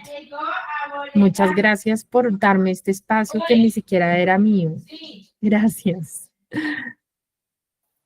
No, bueno, gracias a los dos en realidad. Eh, bueno, no sé si hay dudas, si alguien quiere preguntar algo a Cristian, a Paola. no hay nada escrito. Bueno, sí, Paola, te invitan a unirte al grupo de Filen de Colombia. Ahí Silvia quiere comentar algo. Silvia, puedes abrir el micrófono. Sí, buenas noches. Buenas noches. ¿Cómo están? Bueno, Muy bien. soy Silvia Olivera, neuropsicóloga infantil, y en la actualidad, pues hace ya cerca de un año, trabajo con una niña en intervención de 4 años que fue diagnosticada con este síndrome. Y pues principalmente quiero felicitar a Cristian por este trabajo tan excelente, porque es abrir la oportunidad no solo a los chicos que tienen este síndrome, sino muchos niños que son neurodivergentes, que yo pienso que todos tenemos un tocado de neurodivergencia. No hay un cerebro perfecto, ¿sí? Y claro que trabajando con los maestros es apenas entendible que con esta neurodiversidad los maestros no tienen herramientas para trabajar con ellos, y creo que es una falla que está en la formación en los pregrados, que desde allá se tienen que modificar los currículos y ser ya mucho más flexibles, porque solo trabaja la parte pedagógica supuestamente para seres normales, y de hecho yo no sé a qué le llaman como normalidad, ¿no? Entonces, gracias por ese aporte. Ya tengo su link. Ojalá que esta conferencia quede grabada porque quiero volverla a repetir. Muchas gracias y felicitar también a Paola porque ha sido persistente, y eso siempre digo que las mejores terapeutas de los niños son sus padres. ¿Mm? En segundo lugar, los maestros, y tercero, los terapeutas. Entonces, muchas felicitaciones, Cristian, por su trabajo y gracias por ese magnífico aporte. A ti, muchas gracias por estar acá y por querer también escuchar, ¿no? Creo que mi propósito con esto es un poco compartir el conocimiento, que el conocimiento sea también para ustedes y para las personas que lo necesitan también. Si no lo compartimos, Cristian, si no damos a conocer los resultados de las investigaciones que se hacen, sobre todo basadas en la evidencia, si no las damos a conocer, no existen, ¿sí? Entonces, hay que hacer la divulgación de este trabajo que es muy importante. Claro que sí, ahí queda, pues, como comentándoles un poco, pues este es el trabajo en el marco de, de mi maestría en educación. Actualmente me encuentro justamente en que como fue un trabajo tan amplio, la idea es ponerlo en revistas indexadas a través de artículos ya un poco más focalizado. Por ejemplo, ahorita estoy haciendo un artículo focalizándolo justamente en el diseño universal del aprendizaje y todo lo que fue como todo esto de las 15 sesiones y comprender un poquito más allá. Digamos, de eso no les pude hablar tanto porque es muy amplio Sí. y bueno, hay todo un tema de que yo hice un registro con diario de campo y lo que implica, entonces es un poco también mucho más complejo. Bien. Entonces, sí. Y por No sé si favor, pueden compartir por este medio cuál es el grupo de FELAN en Colombia. eso sería importante. Gracias. Wow. Ay, yo quiero. Ah, bueno, hay otra. ¿Hay alguien, Kika? Hola, ¿cómo están? Yo soy Kika, yo tengo una chiqui súper funcional, muy funcional. Raquel tiene 10 años, diagnosticada a los 4, va a colegio regular, lo que vos decís es cierto. Se necesita el triángulo maestros, familia y terapeutas en un triángulo equilátero supremamente funcional. Raquel ya está leyendo un poco, ya tiene el tema, es verbal desde los 4 años, no modula bien, pero habla. Más de la cuenta, es muy coherente. Y uno ya no, como uno se sorprende un poco porque el lenguaje aparece tarde o sencillamente a veces no quieren hablar porque así son. Y no solo los FILAN, las neurodivergencias son así, hay autistas que hablan cuando quieren y no quieren, entonces es igual. Con Raque nos pasó fue que a veces hablábamos sin saber que ella estaba poniendo más cuidado y cuando ya se volvió más verbal, ya tiene 12 años, pues, oh sorpresa, que nos responde, nos contradice y como es coherente, entonces es un tema que es ella la que nos ha enseñado a nosotros. Entonces, como son casos tan distintos, no sé si Aleja está conectada y de los otros países que estén. Aleja tiene la otra nena acá en Cali. Somos completamente opuestas. Entonces, y ella y yo somos muy amigas, entonces es muy bacano. Por eso, Paola, te voy a dejar aquí mi número para incluirte en el grupo de FILAN en Colombia, porque en serio que como muchas hablan de medicamentos, de autorizaciones y cosas, estoy yo, tal vez como Paola, que hablamos de colegios, tutores y vainas, y quizás no de medicamentos. Por ejemplo, mi hija no es medicada para nada. Tiene una terapia completamente diferente a la que puede tener otro niño FILAN, porque mi hija motora tiene una hipotonía muy leve. De hecho, si quieren ahorita las presento. Ahorita vino, pero yo tenía, mientras Cris hablaba, tenía la cámara apagada. Entonces es como que invitar a Paola, porque voy a decirlo, suena crudo, pero es así en nuestro diagnóstico.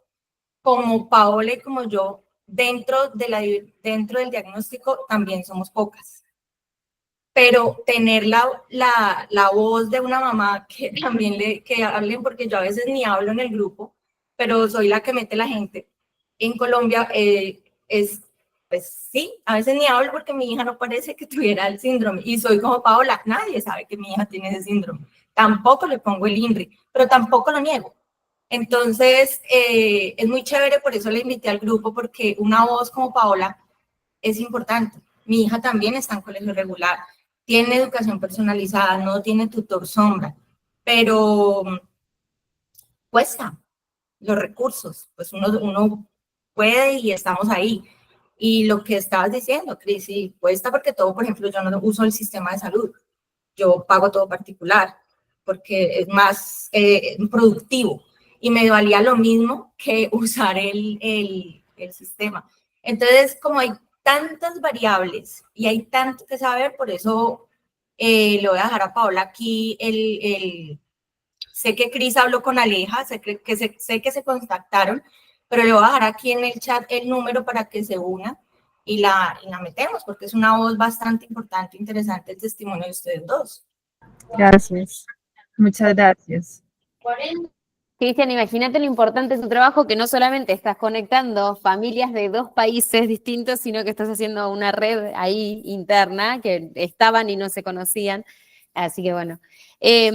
Paola y Kika, yo les comento, yo soy docente también y yo le decía a Cris que yo como docente también siento esto, ¿no? La falta de capacitación y el miedo, ¿no? De cuando aparece algo nuevo. Y la verdad que nuestros hijos, o en mi caso personal, es tan nuevo todo, ¿no? Es como siempre hay que explicar desde cero, desde un colega, un familiar nuestro, un médico, ¿no? Los mismos doctores a veces tenemos que explicar nosotros los papás.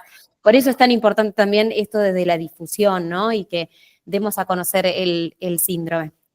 Y yo otra cosa que yo le decía a Cristian es que la verdad que son tan distintos la gente, los pacientes FILAN, que yo le decía, yo no sé cuál es la media, ¿no? En un chico FILAN, porque esto que vos decías, Kika, que vos decís, mi hija no parece FILAN porque habla y habla de los 4 años, decís, no sé si es normal o no que hablen, y creo que nos sentimos todos un poco raros y ajenos a veces en las cosas que les pasa a cada uno de nuestros niños, y bueno, es ir aprendiendo paso a paso. Pero creo que estudios como el tuyo, Cris, hacen que nos ayude muchísimo, muchísimo a encontrar un camino, ¿no? Un camino para acercarnos a, qué sé yo, a una ayuda más tangible. Acá preguntaba Catalina si ustedes tenían en cuenta cuántos casos habían en Colombia. Si había un registro de ustedes.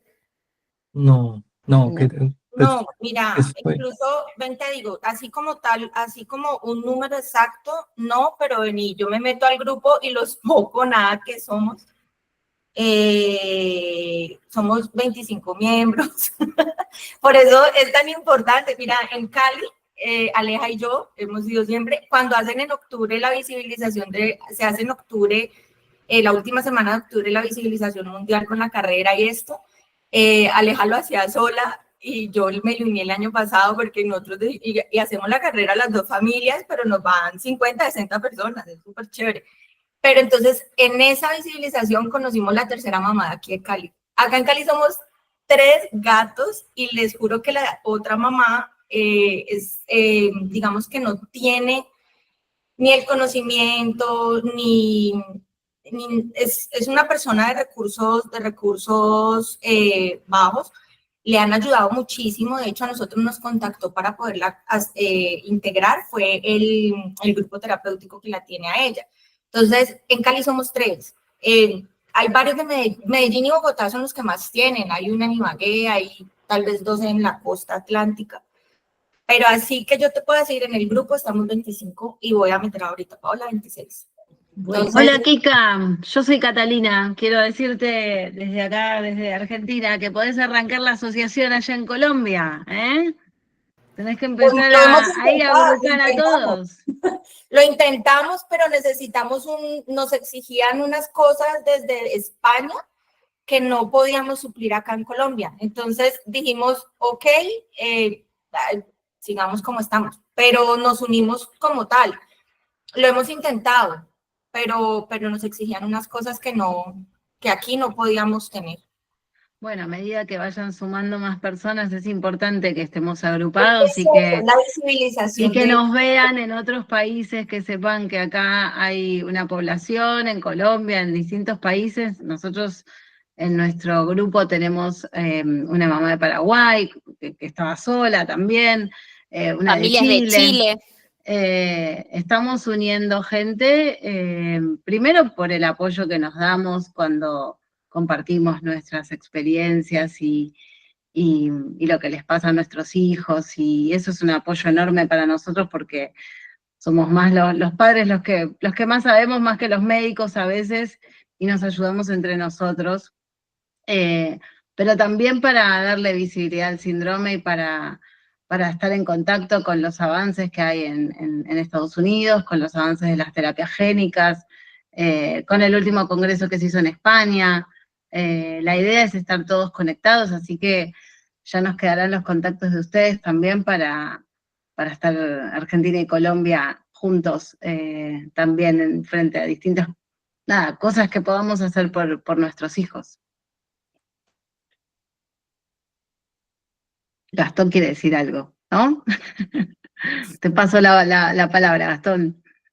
¿Qué tal? ¿Ahí se me escucha? Sí. ¿Sí? ¿Qué tal, Cristian? Bueno, hola a todos. Antes que nada, perdón, tuve un inconveniente con mi hijo al último momento y no pude estar desde el principio. Y perdón, Cristian, que no te contesté el mensaje, pero estaba, bueno, con una urgencia de último momento. Recién hace un rato pues, me pude sumar y escuché esto último. Bueno, qué bueno, bueno, que no sé, entiendo que hay gente ahí de Colombia y no, que lo que decían recién de juntar la familia, bueno, juntar a ustedes principalmente en Colombia y también entre nosotros, bueno, Latinoamérica, que somos, no somos muchos, pero bueno, también es importante que conocernos, que sepamos que estamos acá todos y bueno, y todos buscamos lo mismo. No sé, bueno, yo hablaba antes que nada, bueno, yo a alguien le dije, acá hagan un Instagram mínimo ahí de la materna en Colombia, porque bueno, la gente cuando tiene el diagnóstico googlea, le va a salir eso y los van a encontrar fácilmente.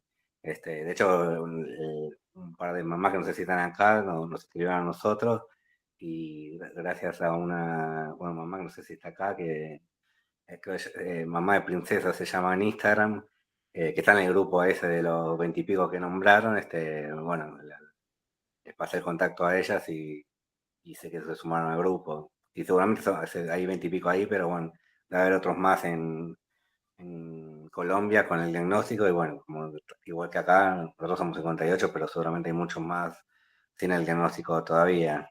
Pero bueno, está bueno, digo, conocernos y generar estas redes y bueno, ojalá tal vez en algún momento, digo, estamos muy lejos de cómo está organizado España y Estados Unidos, pero bueno, tenemos el mismo camino de juntarnos y bueno, vamos a lograr un montón de cosas juntos. De hecho, bueno, en Brasil, justo la semana pasada, hablando, bueno, yo son 200 ahí diagnosticados, también son un montón y qué sé yo, bueno, en algún momento se puede hacer un Felamandermi Latam, sobre todo bueno, para que sepan Estados Unidos que existimos, porque bueno, yo creo que todavía no figuramos en el mapa para ellos, pero bueno, somos un grupo grande como para que digo, nos puedan estudiar, digo, para eso estamos y puedan ellos avanzar con los estudios, que bueno, obviamente nosotros estamos lejos a nivel tecnológico y países, tenemos otros problemas, pero bueno, que ellos sepan que estamos acá, somos un número importante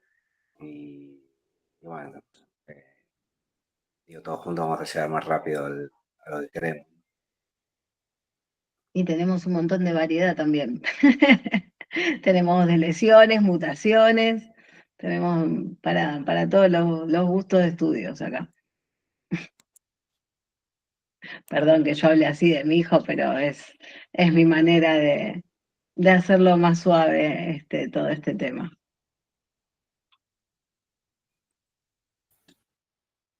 Bueno, no sé si alguien quiere preguntar algo, quiere comentar algo.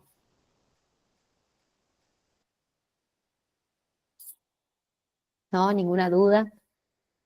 Yo quiero agradecerle a Cristian. Hablé antes y hablé más de mi hija y pues de esta oportunidad, pero de corazón, Cristian, quiero darte las gracias por tu dedicación, por tu profesionalismo, por tu entrega, por ir más allá, por, como decimos los colombianos, no sé si suena igual en todas partes, pero por ponerte la 10, por ponerte la camiseta.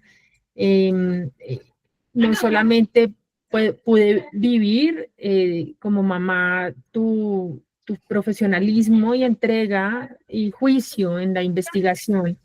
Pienso que otra gran muestra de eso es el vínculo que generaste con mi hija para que te trabajara en días difíciles, cuando hacías las pruebas y que ella te marchara para que se lograra. Y eso solamente se logra cuando se hace una investigación que nace desde un propósito que va más allá y que sin duda hoy estás acá congregando un grupo muy grande, es tu primera presentación de tu tesis, he visto el camino que has recorrido porque lo he vivido contigo y si imagínate, si uno en el primer día se conecta y tienes esta audiencia, vas a lograr grandes cosas y creo que acá cojo de la mano a todas las familias que tenemos hijos con Phelan McDermid y es, por favor, no nos sueltes, ¿sabes? Como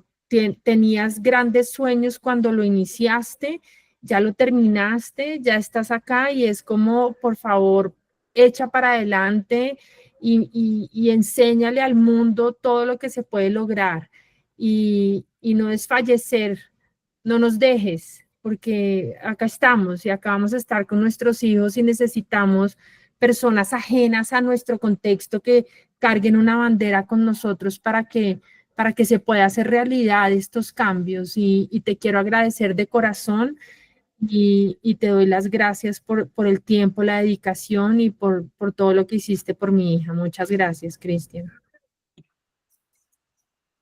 Ay, Pau, te voy a responder, en verdad. El agradecimiento es a ti y especialmente hacia Ilana. Quisiera decir el nombre, pero es como, para mí fue una experiencia que generó un antes y un después, Pau. Y hemos tenido muchas oportunidades de conversar, pero el agradecimiento para mí es muy grande hacia ti.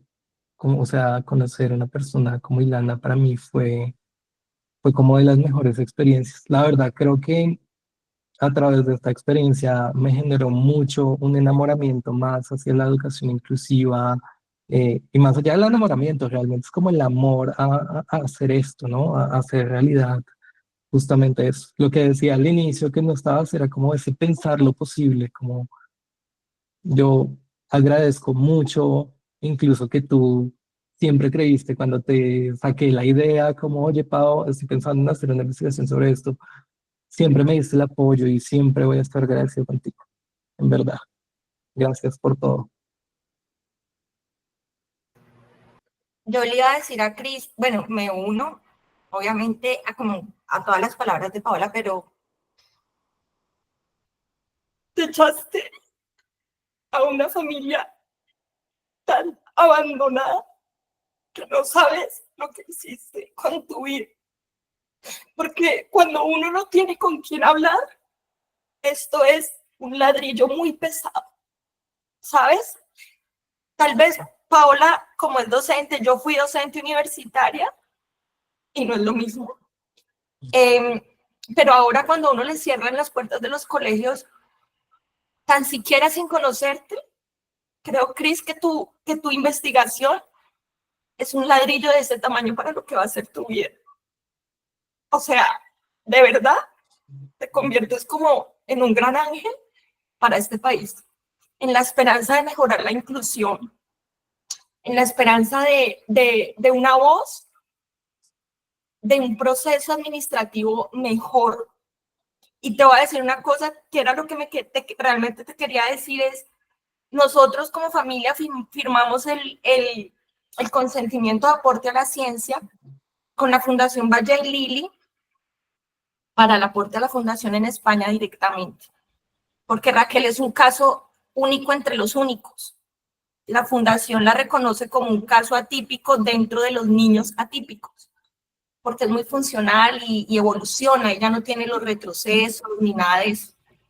Entonces te quería decir que a la hora de aportar y lo que necesites de esta familia, cuenta con nosotros. Lo que necesites de videollamadas, si quieres complementar, si quieres un testimonio, ven, contar con nosotros, porque es demasiado valioso. ¿No sabes? Muchas gracias, Kika, por eso. Realmente Es muy triste mendigar educación. hay unos retos muy grandes y creo que esta investigación, lo que les decía hace poquito, más allá de pensar en que identifica las letras, los sonidos, de fondo hay una reflexión social, ¿no? De fondo hay una reflexión en torno a qué está pasando con la educación, ¿no? En Latinoamérica, aquí en Colombia. Algo que Pau también me enseñó es como, bueno, que cómo se está viendo el tema de la dignidad humana. Y creo que para mí eso es clave porque es comprender eso, ¿no? Comprender justamente quiénes son estos sujetos, cómo apoyamos a estos sujetos en sociedad, cómo los vinculamos, cómo los protegemos. Eh, Realmente mi propósito, así como tuve la oportunidad de decirle a Pau, es que esto genere un impacto significativo. Y siempre, desde el inicio, esto como que quisiera que no se quede solamente en este Zoom, como en esta conversación, sino realmente quiero llegar un poco más allá. Quiero ver hasta dónde voy, ¿no? Como un poco dónde está lo posible, ¿no? ¿Cuáles son las posibilidades de esto? Porque así como dice Pau, creo que hay muchas posibilidades para seguir investigando, especialmente ahorita me he encontrado también con el enamoramiento en el tema de la investigación. Lamentablemente acá en Colombia es un poco empobrecido el campo investigativo, pero pues ahí está el reto también en cómo, bueno, cómo generamos investigación, cómo nos sacamos también, cómo pues el budget, la plata para pensar escenarios de investigación y más relacionados con, pues digamos, este trabajo de investigación que me ha parecido espectacular. Como les dije, creo que la experiencia con Ilana ha sido de mis mejores experiencias, o sea, no saben lo divertido que ha sido todo este proceso, o sea, hasta cuando me negaba completamente y llegaba diciendo no, uno decía, bueno, es un día difícil, pero hasta cuando es la persona más amorosa, la persona que la mete toda en el ámbito educativo, uno dice, wow, como que te enseña muchas cosas, o sea, creo que es la persona más auténtica que yo he conocido en mi vida.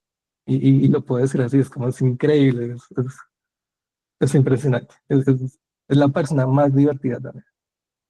Muchas gracias, Kika, por esas palabras. Y gracias por esa invitación, porque voy a pensarlo mucho en términos de la investigación. ¿Había alguien levantando la mano? No sé. Sí, creo que Silvia, sí. Sí, Cristian, es muy interesante porque ese sería su continuidad para hacer el doctorado en educación. Continuar, ¿sí? Precisamente yo llevo más de 20 años trabajando en investigación.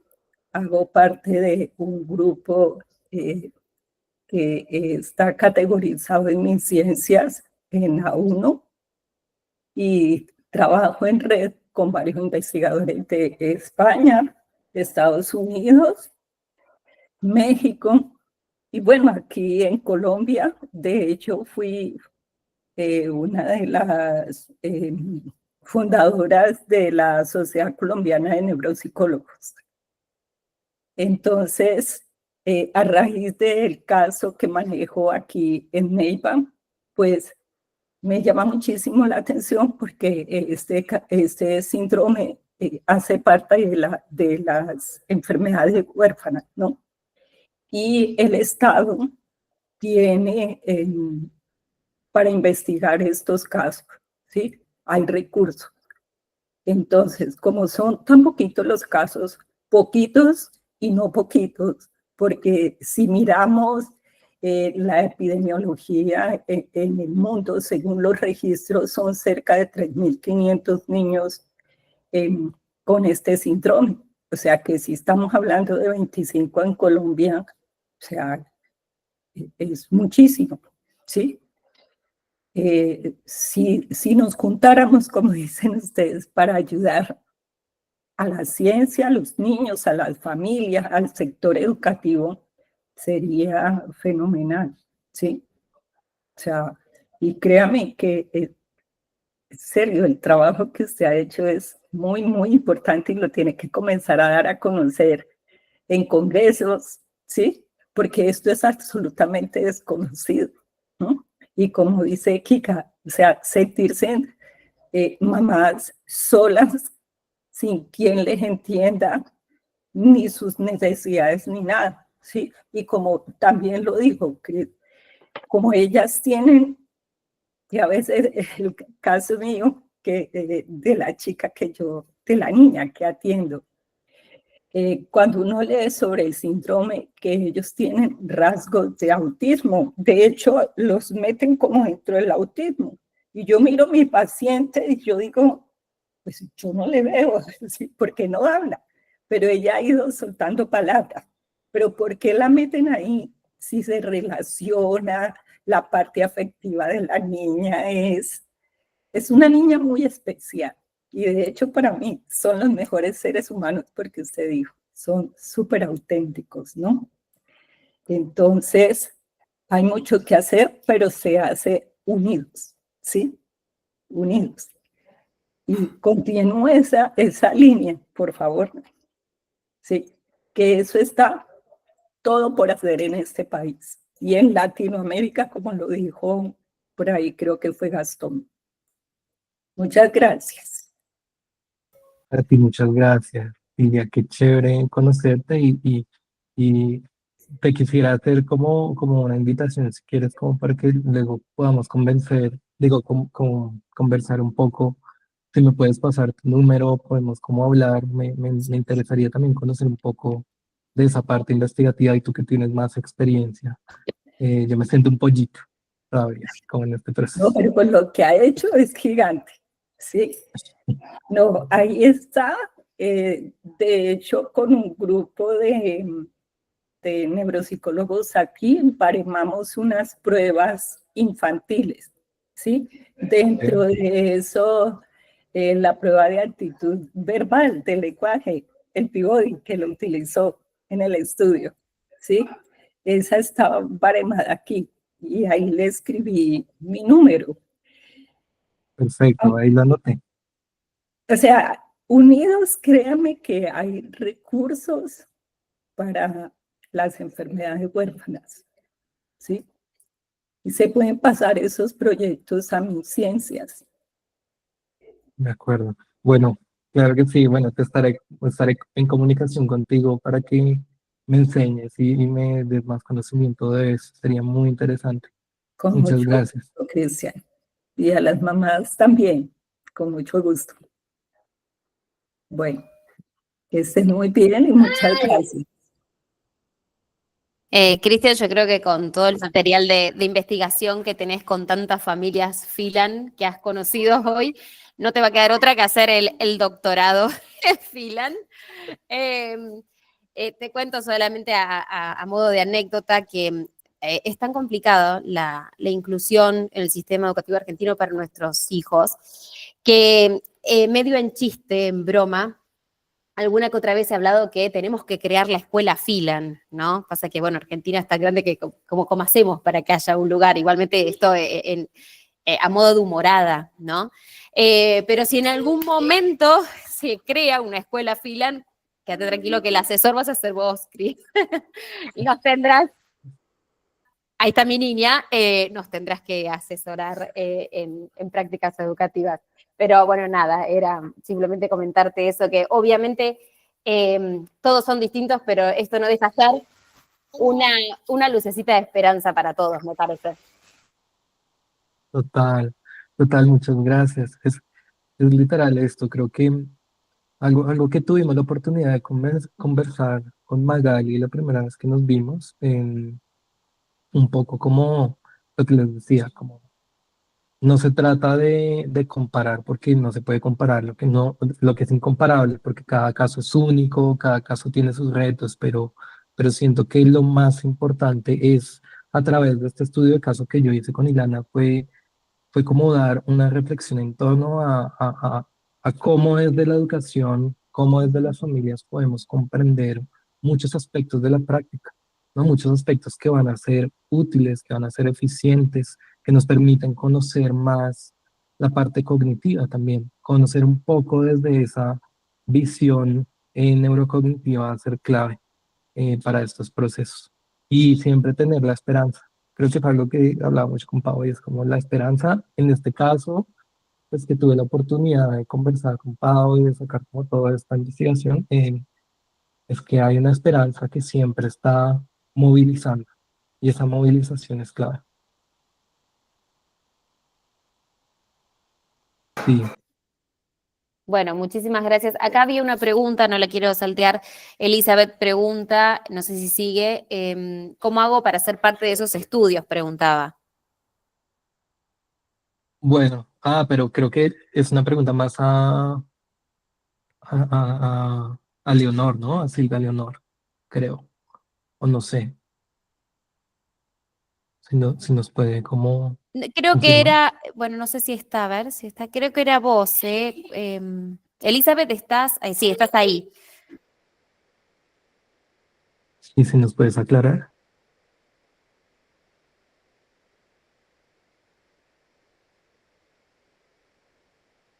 Sí, Sí, la doctora. Ay, se acaba de perfecto. retirar, Silvia. Bueno, Cris, muchísimas gracias por todo. No sé si alguien tiene una duda, pero si no, bueno, gracias por tu tiempo, por tu investigación, por tu vocación, por el amor que le pusiste a este trabajo. Gracias, Paola, por presentarnos a el caso de tu hija. Así que y por tu relato también. Así que bueno, muchísimas gracias también por este espacio y bueno, bienvenida a el conocer también a familias de Colombia y ojalá podamos hacer algo juntos para Latinoamérica. Muchas gracias a todos. Gracias, Muchas gracias. gracias. Hasta Gracias pronto. a todos. Gracias. Chao, muchas gracias. Que estés muy bien. Feliz noche.